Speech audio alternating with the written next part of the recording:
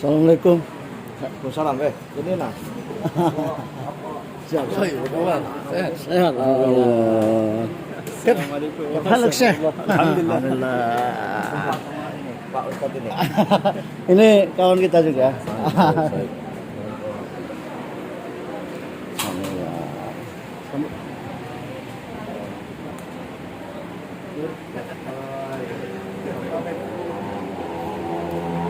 Kami tanya sama ibu. Yang pesan. Siap. Pak.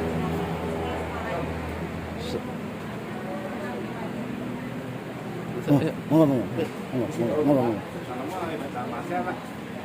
Kapan nak ngajak ini? Pasti gua yang ngajak.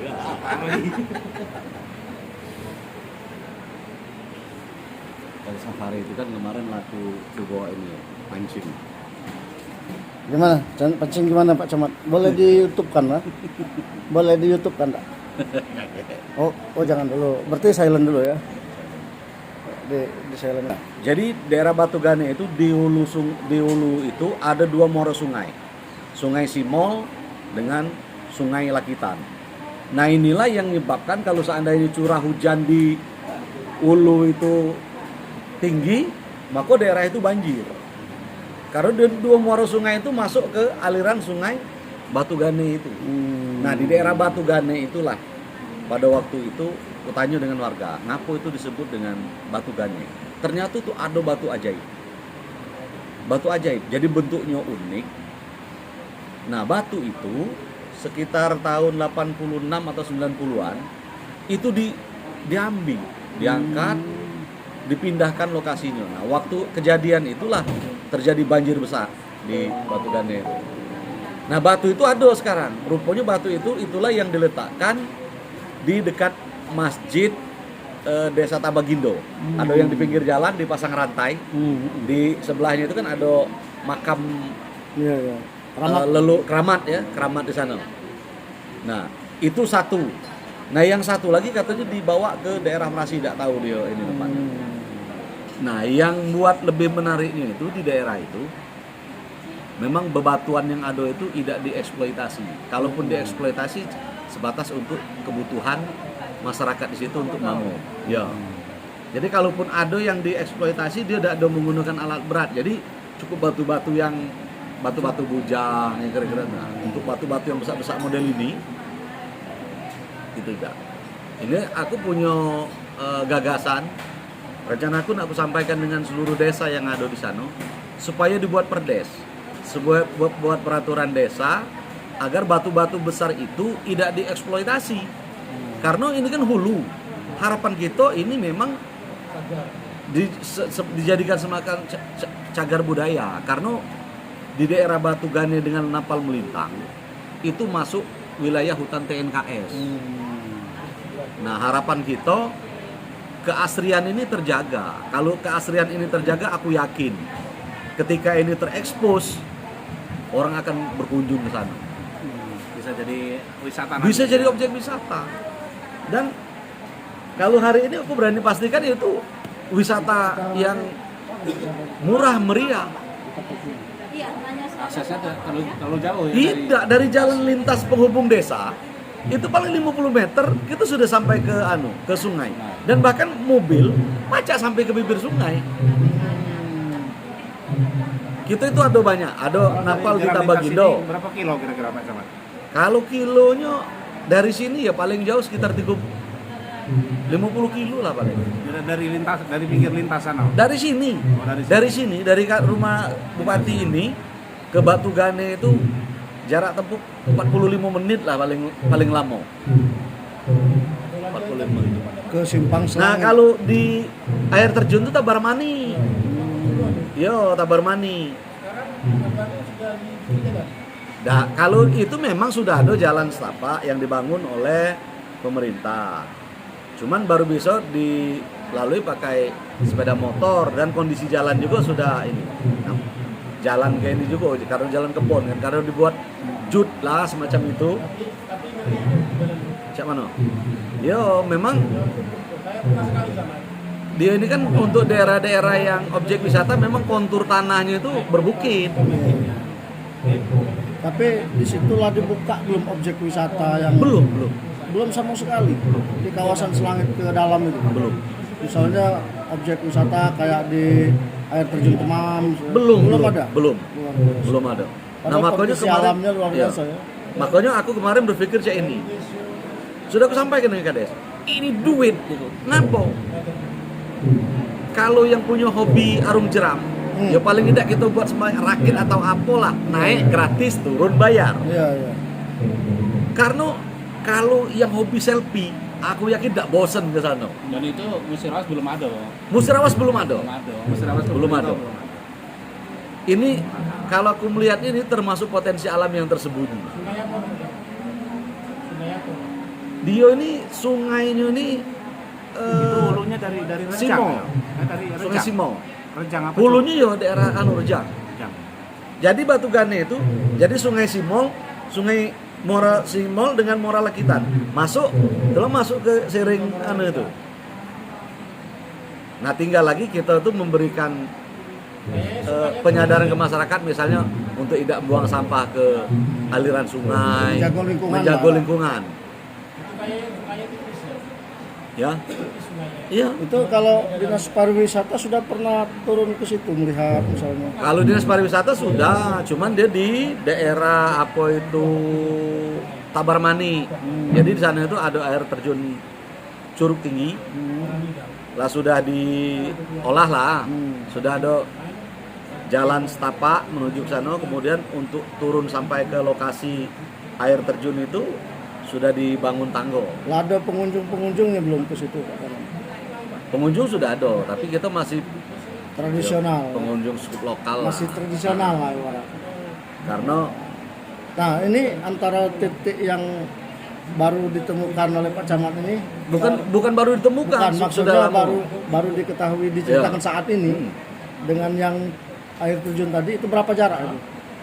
Itu jauh kalau Jarak, dari jauh. Tabarmane ke Tabagindo, Batu Gane. ke Batu Gane itu, karena kalau di Tabarmane itu kan objek wisatanya itu ditempuh pakai kendaraan motor itu 15 menit, Oh, kemudian keluar dari desa Tabarmane ke desa Batu Gane ini sekitar 15 menit lagi, mungkin sekitar setengah jam dia. Kalau dari satu objek wisata ke objek wisata yang lain. Jadi dia Tapi- masih dalam kawasan kecamatan Ya, Selangit. masuk kawasan Desa Selangit. yang sama, Pak. Beda desa. Beda desa. Yang sikoknya di Desa Tabarmani, Tabarmane yang satunya lagi Desa Batu Gane. Batu Gane. Itu tapi bergandengan atau ada jarak?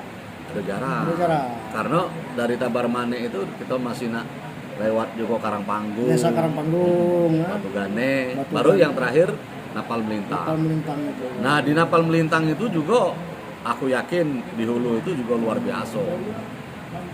Itu. Nah tinggal lagi memberi pendidikan lah kepada kita bentuk Pokmas, Pok Darwis. Oh. Nah, jadi ada kelompok masyarakat sadar wisata, ada kelompok masyarakat yang juga itu di bawah, kalau untuk Pokmas itu di bawah binaan TNKS. Kemarin tuh yang sudah dibentuk itu di Batu Gane itu.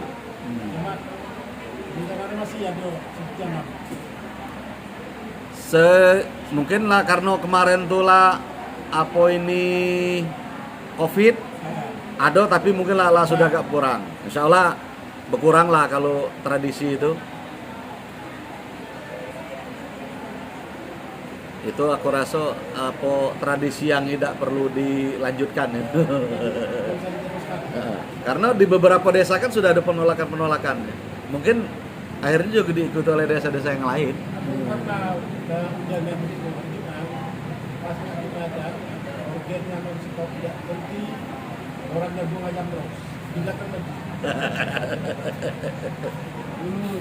Nah inilah, ini salah satu tugas kita untuk berijtihad Cak Mano, kegiatan-kegiatan negatif ini berubah menjadi kegiatan-kegiatan positif.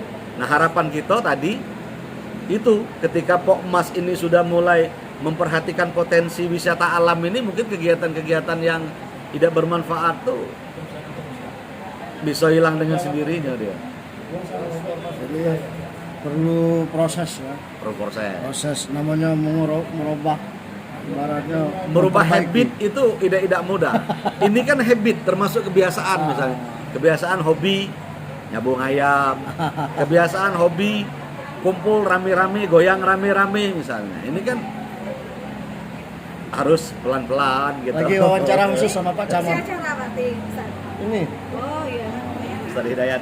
saya Hidayat, kalau saya penonton aja. Panitia. Nah, kalau beliau bagian ini. Musirawas, mantap. Musirawas, mantap. Ya kan Kecamatan Selangit sama Tigo OPD. Hari ini? Hari ini. Hari ini sekarang. Iya, Ya, acara ini. Iya, iya, iya. Siap. Jadi Sama. Mungkin ada closing statement sebelum ini, sebelum kita tutup karena sebentar lagi Ya. acara resmi mau dimulai. Ini pra acara. aku punya obsesi besar terhadap Kecamatan Selangit. Dan ini dalam setiap kesempatan ku sampaikan dengan kawan-kawan, dengan seluruh masyarakat.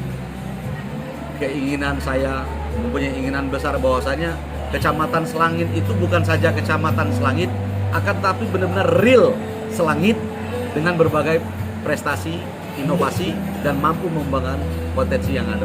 Dan untuk hari ini, potensi alam kita, keindahan alam yang belum dieksploitasi, kemudian ada potensi hasil perkebunan kopi yang sudah terkenal, kemudian ada juga gula aren, walaupun hari ini gula aren misalnya baru sebatas 7 kilo untuk 3 hari, cukuplah untuk konsumsi masyarakat Kecamatan Selangit. Masih Kemudian juga ada sekali. potensi minyak nilam. Oh, Nah, minyak nilam ini juga kita baru sebatas pengelolaan menjadi minyak, kemudian belum diolah langsung dijual.